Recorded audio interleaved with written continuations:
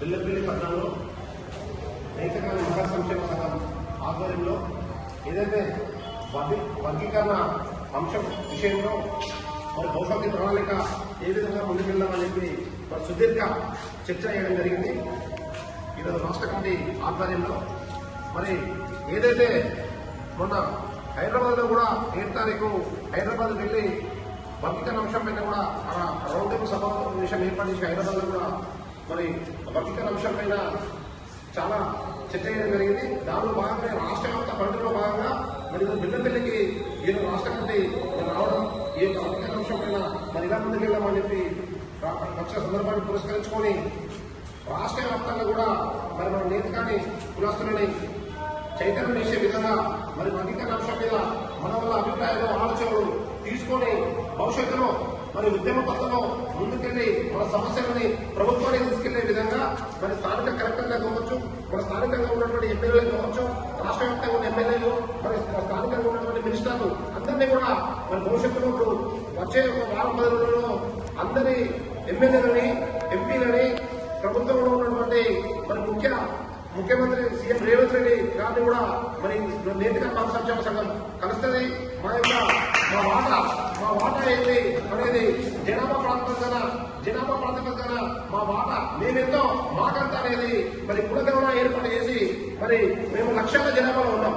ఈరోజు 15 నుంచి 18 లక్షల జనాభా ఉంటే మమ్మల్ని తక్కువ శాతం చూపించి మరి మమ్మల్ని అన్ని విధాలా నష్టపోయే విధంగా చూస్తున్నారు. కాబట్టి మరి మా వెంటనే కులగణన ఏర్పాటు చేసి సమగ్ర సర్వే ఏర్పాటు చేసి మా నేతకాల సమాజం ఎన్ని లక్షల జనాభా ఉందో మరి ప్రభుత్వం ఇవాళ మమ్మల్ని గుర్తించాలని చెప్పి ఈ సందర్భంగా తెలియజేస్తూ మరి అలాగే ఇప్పుడు ఇంతకుముందే మరి అక్కడ ఆశ్రమంలో పెద్ద ఆత్మహత్యలు కూడా మాట్లాడడం జరిగింది. అక్కడ సిచ్యువేషన్ ఎట్లుందంటే కొందరు మాల సర్టిఫికెట్, కొందరు మహర్ సర్టిఫికెట్. ఈ సర్టిఫికెట్ తీసుకోవడం వలన మరి మనము సంఖ్యాపరంగా నేతకాల సమాజం తక్కువ కనిపిస్తుంది. మరి ఇంకోటి ఏంటంటే ఇలా మాల ఉపకులం అని చెప్పి ఈ నేతకాల సమాజం అంటున్నారు. అసలు మాల ఉపకులం మనం ఎట్లయితాం, ఏ విధంగా అవుతాం? కాబట్టి దయచేసి మాల ఉపకులం అనే వడ్డు మనకి ఇక్కడ నుంచి ఆ వడ్డు మనం తీయద్దు. అసలు నేతకాల సమాజమే ప్రత్యేకంగా మనం యొక్క గుర్తించాలని చెప్పి ప్రభుత్వం డిమాండ్ చేయాలంటే ఎవరితో ఉపకులం మనం ఎందుకు ఉండాలి? మనమే అవసరమైతే మనమే కొందరిని కలుపుకొని ఇంటర్నెట్ కొందరు మాల సర్టిఫికెట్ మన వాళ్ళే మాల సర్టిఫికెట్ మత సర్టిఫికెట్ తీసుకుంటారు. మరి నేతకాల సమాజానికి వాళ్ళనే ఉపకులాలు అనుకున్నామా? లేకుంటే వాళ్ళు ఏమవుతున్నారు? అసలైన మాల జనాభా శాతం ఎక్కువ కనిపిస్తున్నారు. మాల సర్టిఫికెట్ తీసుకోవడం మొన్న పేపర్లో వస్తే మహర్ వేరు, నేతకం వేరు రాష్ట్రం, మాల వేరే రాసేది. మరి దీనివల్ల మనం జనాభా శాతం నేతకాల సమాజం తక్కువ కనిపిస్తున్నాం. కాబట్టి మరి ఇలా రాష్ట్ర వ్యాప్తంగా చాలా మంది మహిళలు మాల తీసుకున్న వాళ్ళు పునరుగా ఆలోచించాలి. మరి మా కులం నేతకని చెప్పి ఈ సమగ్ర సర్వేలో చెప్పుకుంటేనే మరి మన సంఖ్యాబలం నేతకని లక్షల్లో కనిపిస్తాం, లేకుంటే మాత్రం చాలా తక్కువ కనిపిస్తాం, మరి నష్టం జరుగుతుంది. కాబట్టి మరి నేతకని కార్పొరేషన్, ప్రత్యేక కార్పొరేషన్ కావచ్చు, భవిష్యత్తులో ఎమ్మెల్సీలు కావచ్చు, ఇవన్నీ కూడా ఈ రాష్ట్ర వ్యాప్తంగా మరి ఇప్పుడు కాంగ్రెస్ పార్టీలో పనిచేస్తున్న మా సోదరులు మరి వాళ్ళకు కూడా మరి ప్రభుత్వం ఇప్పటి వరకు కాంగ్రెస్ పార్టీలో పనిచేస్తున్న వాళ్ళకే మరి మా ఎమ్మెల్సీ కావచ్చు, కార్పొరేషన్ చైర్మన్ అంటున్నారు. రేపు ముఖ్యమంత్రి రేవంత్ రెడ్డి సీఎం వచ్చినప్పుడు కూడా మీ నేతల సమాజం కూడా కాంగ్రెస్ పార్టీలో పనిచేస్తున్నారు. మా వాళ్ళని గుర్తించి కార్పొరేషన్ కావచ్చు, ఎమ్మెల్సీ కావచ్చు, ఇంకేమైనా అవసరమైతే రాజ్యసభ లాంటి కూడా పదవులు మేము ఆగ్రహం కాదని చెప్పి రేపు ముఖ్యమంత్రి గారిని మరి మినిస్టర్లని ప్రభుత్వంలో ఉన్న హోదాలో ఉన్నటువంటి పెద్దవాళ్ళందరినీ కూడా కలిసి ఈ నేతల సమస్యల్ని వాళ్ళ దృష్టికి తీసుకెళ్తాం. కాబట్టి పూర్తి స్థాయిలో ఈరోజు నేతల సమాజం అందరూ కూడా వర్గీకరణ అంశం మీద చాలా బాధపడతా ఉన్నాం. ఏం జరుగుతుందో, ఉద్యోగాలు కోల్పోతామా, రాజకీయ హక్కులు కోల్పోతామా, ఒక యువత బాధపడుతూ ఉన్నది, పెద్దవాళ్ళు కూడా బాధపడుతున్నారు. కాబట్టి మరి మనం ఇచ్చే సందేశం ఏంటిదనేది కూడా ఈరోజు యావత్ నేతల సమాజం గమనిస్తూ ఉన్నది.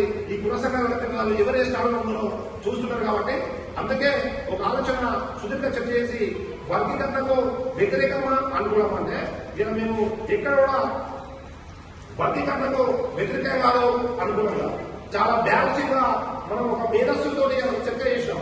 మనము ప్రభుత్వం దృష్టికి సమస్యలను తీసుకెళ్తూ మరి మన వాట మనకి ఇస్తే మన హక్కు మనకు వచ్చిన తర్వాత వ్యతిరేకం ఎందుకు అనుకున్నాం?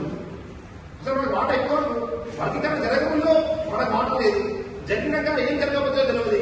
కాబట్టి అందుకే మా వాట ఎంతో మేమెంతో మాకంటాం అని చెప్పి జనాభా తమాషా ప్రకారం మమ్మల్ని మన నేతల సమాజాన్ని ఈ ప్రభుత్వం గుర్తించాలని చెప్పి ఈ సందర్భంగా ఈరోజు మేము పిల్లల సమావేశం ఏర్పాటు చేసుకోవడం జరిగింది. ఇది రాష్ట్ర వ్యాప్తంగా కూడా అన్ని జిల్లాలకు పోతాం. మరి మేము జిల్లాలకు మీరు పిలిస్తే కూడా రావడానికి సిద్ధంగా ఉన్నాం. జిల్లాలో మీరు పిలిస్తే కూడా రావడానికి మేము పర్యటన చేయడానికి సిద్ధంగా ఉన్నాం. మీరు పిలవకుంటే మేము రాలేమని కాదు, వస్తాం. మీరు పిలిస్తే మాకు ఉత్సాహం ఎక్కువ వస్తుంది, పని చేయడానికి మాకు ఒక మనోధైర్యం వస్తుందని చెప్పి ఈ సందర్భంగా యావత్ నేతల సమాజాన్ని మేము కోరుతా ఉన్నాం. ఖచ్చితంగా నిక్కచ్చిగా నిలబడి కొట్టాలని ఈ నేతగా సంక్షేమ సంఘం బ్యాన్ అని చెప్పి ఈ సందర్భంగా తెలియజేస్తున్నాం. స్వాగతించండి. మమ్మల్ని మీరు పిలుచుకుంటే మీ జిల్లాలో పిలుచుకుంటే మీ జిల్లా కమిటీ ఇస్తాం, మండల కమిటీ ఇస్తాం.